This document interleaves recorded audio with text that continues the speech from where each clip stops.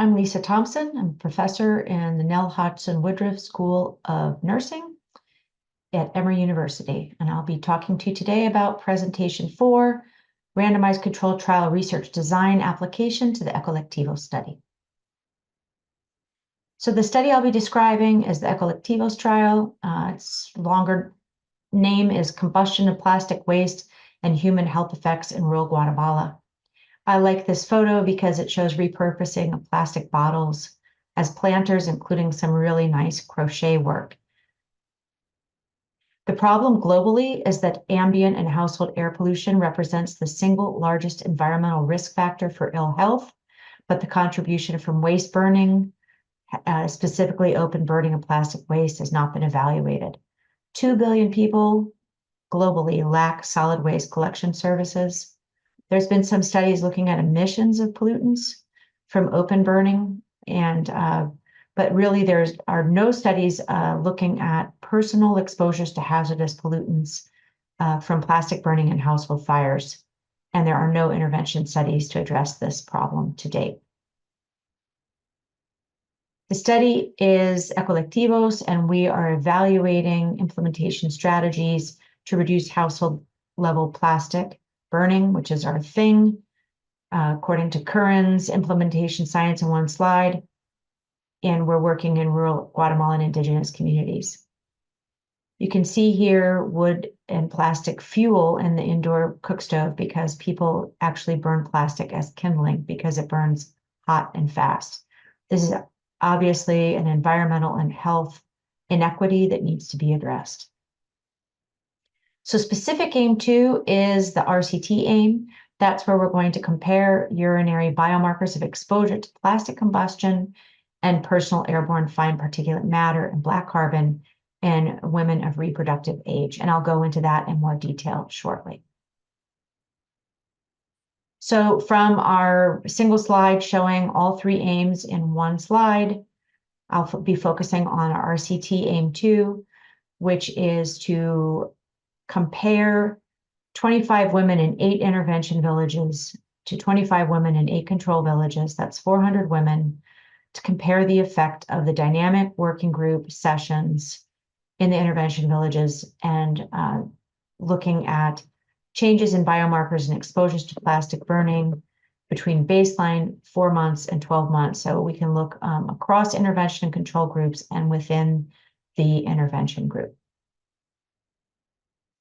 Here's our intervention, 8 weeks of fixed essential ingredients that all villages get, and the final month where each village designs what they want to do for their intervention, followed by 9 months of observations and assistance with bottlenecking around the intervention strategies that they choose. Week 3 is making cushions out of plastic bottles, and here women are cutting up plastic bottles to make these cushions out of fabric. And week 7 is a community cleanup where women and children go out to pick up plastic trash along the roadside, where it's then taken to a recycling center. So aim 2 will be collecting at baseline before randomization at 4 months and 12 months in 400 women.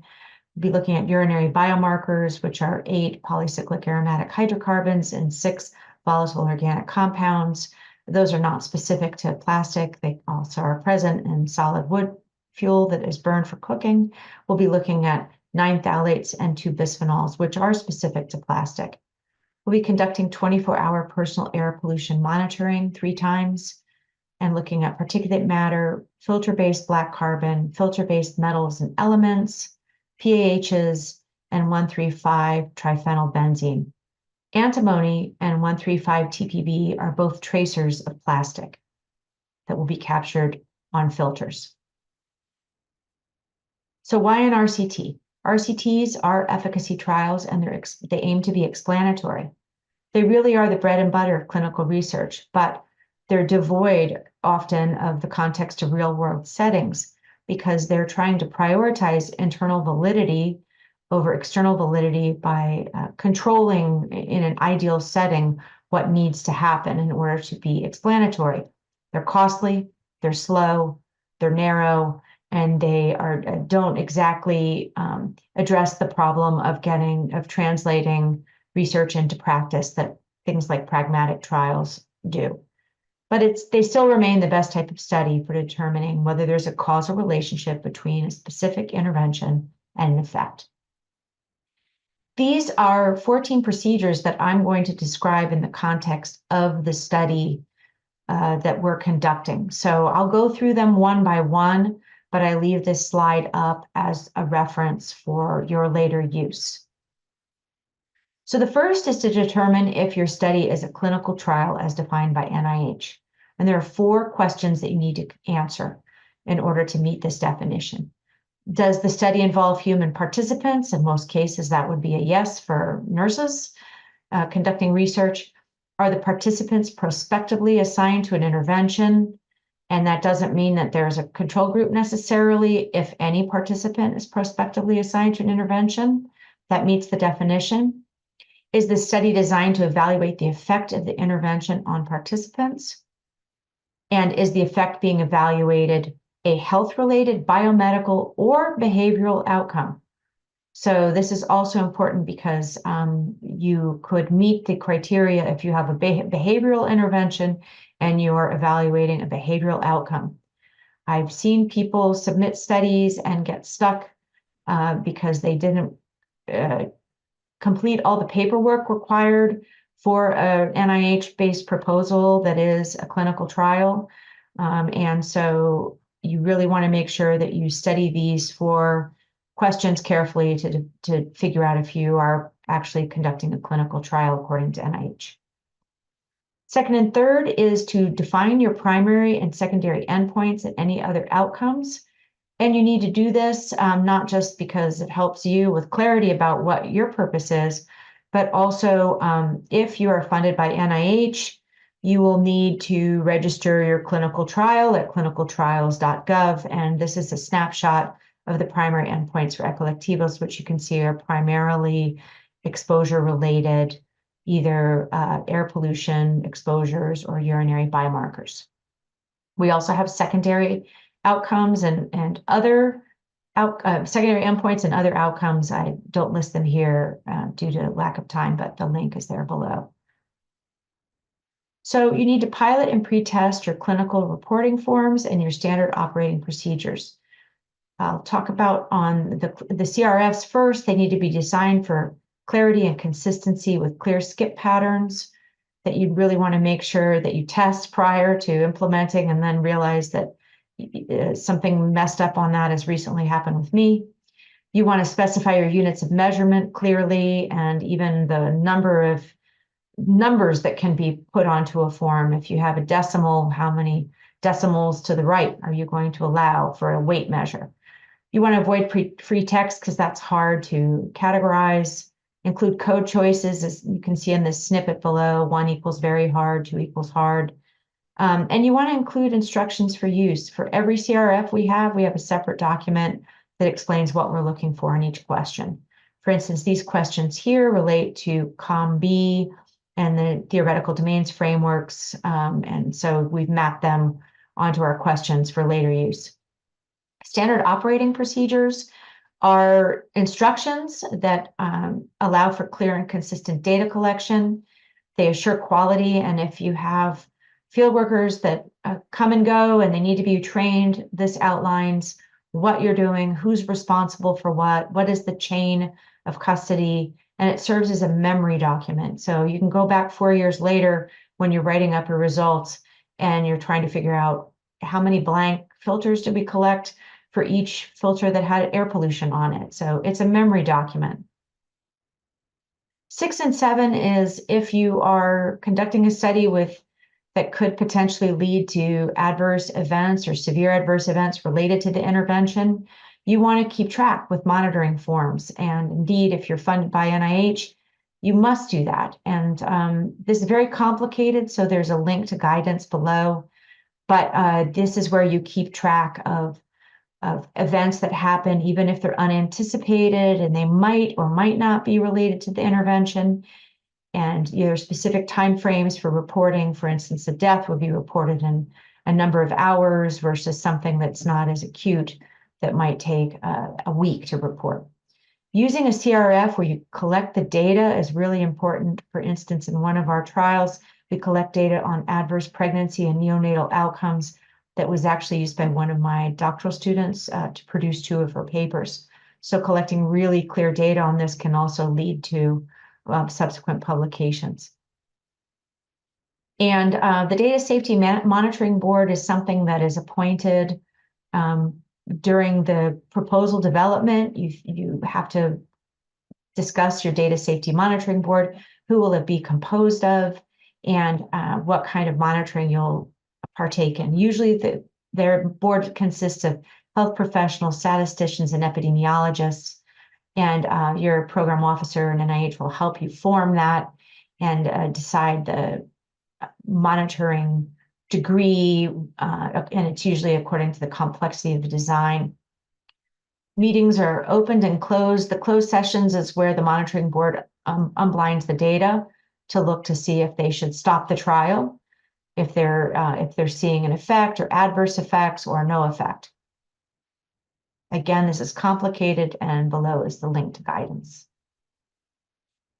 So you specify your inclusion exclusion criteria in your proposal, and then you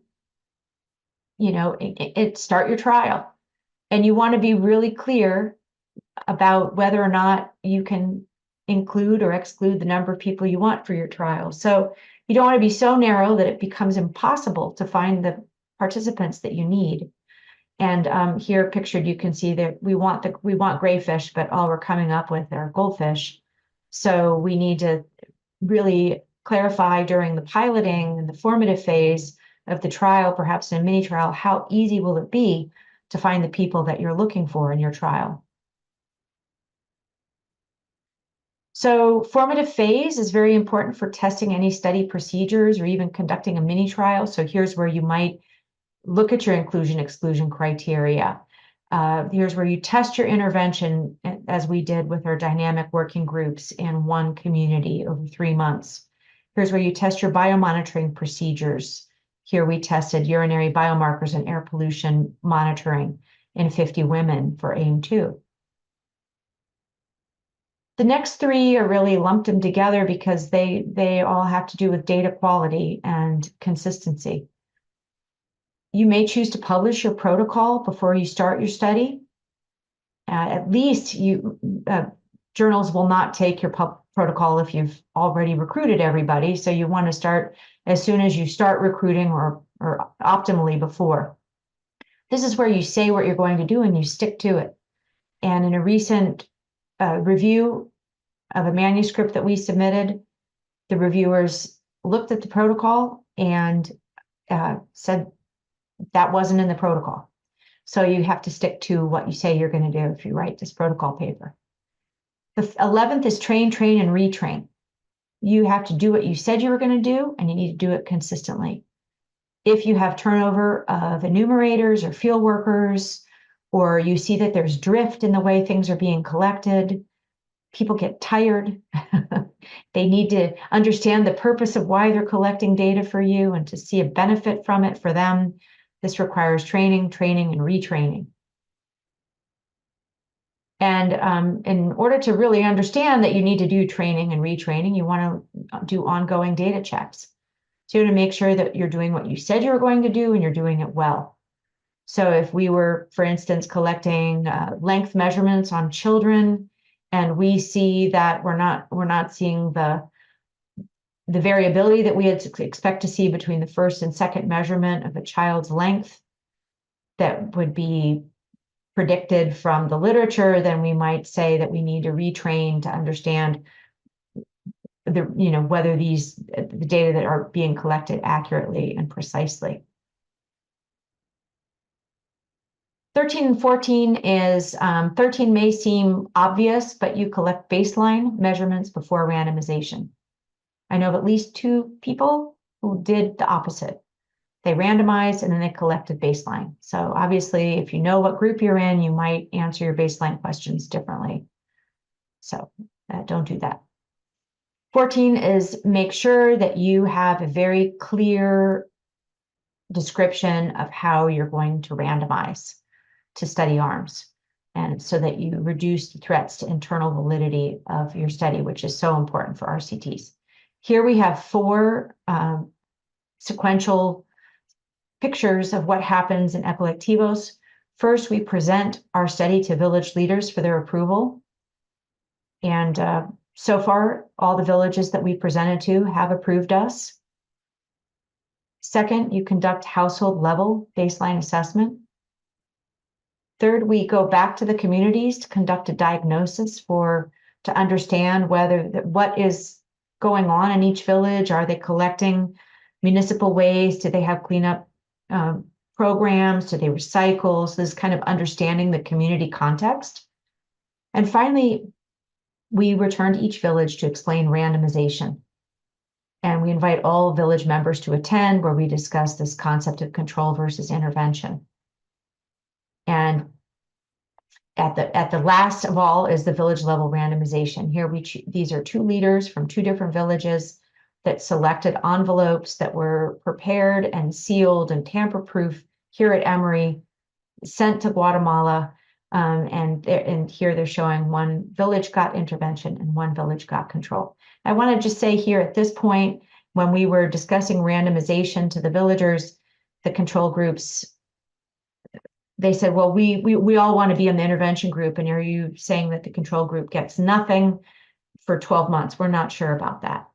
And so our team received some supplemental funding to provide tree saplings to the control village. So if you're selected into a control, you will get 2,000 tree saplings to plant in common spaces, and we also provide them to the control participants at the household level. So in summary, RCTs require careful design and execution during all phases of the study, starting from your research proposal to your data analysis. Ecolectivos is using a village-level cluster randomized design to test whether community and individual behavioral interventions reduce the quantity of plastic waste combustion. This is the first study to use a behavioral framework to systematically refine and implement an intervention designed to reduce plastic waste burning, and also that will conduct detailed exposure assessment of women in reproductive age. The long-term goal of the Ecolectivos study is to build sustainable local strategies based on findings from community working groups to reduce air pollution from plastic trash burning. The study is ongoing and ends in 2026, so stay tuned. These are references. They're also on the Google Classroom. And I always want to end with this slide thanking our local team in Jalapa, Guatemala, in the Universidad del Valle de Guatemala, our team members at Emory University, UCSF, and University of Georgia. Thank you.